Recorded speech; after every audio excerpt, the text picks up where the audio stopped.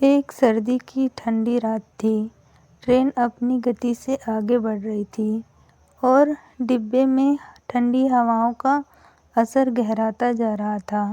डिब्बे के भीतर एक ऊपरी बर्थ पर आदित्य लेटा हुआ था, जबकि निचली बर्थ पर निहारिका सो रही थी। दोनों एक दूसरे के लिए अजनबी थे और जीवन में पहली बार मिल रहे थे। रात गहरी हो चुकी थी और ट्रेन की खिड़कियों से ठंडी हवाएं डिब्बे में आ रही थी। आदित्य ठंड से कांप रहा था और बार-बार करवटें बदल रहा था, लेकिन ठंड इतनी ज़्यादा थी कि उससे बर्दाश्त नहीं हो रही थी।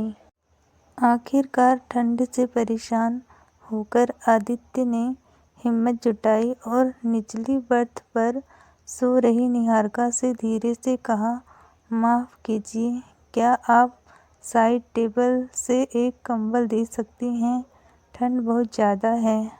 निहारिका गहरी नींद में थी। आदित्य की आवाज़ सुनकर वह चौंक गई।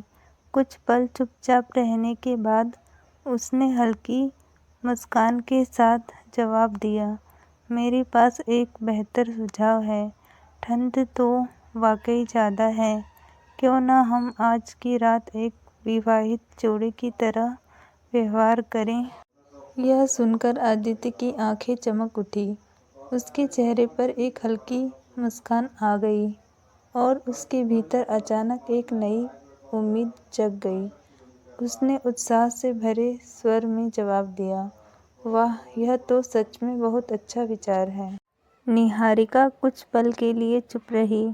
उसकी चुप्पी ने आदित्य की उत्सुकता को और भी बढ़ा दिया।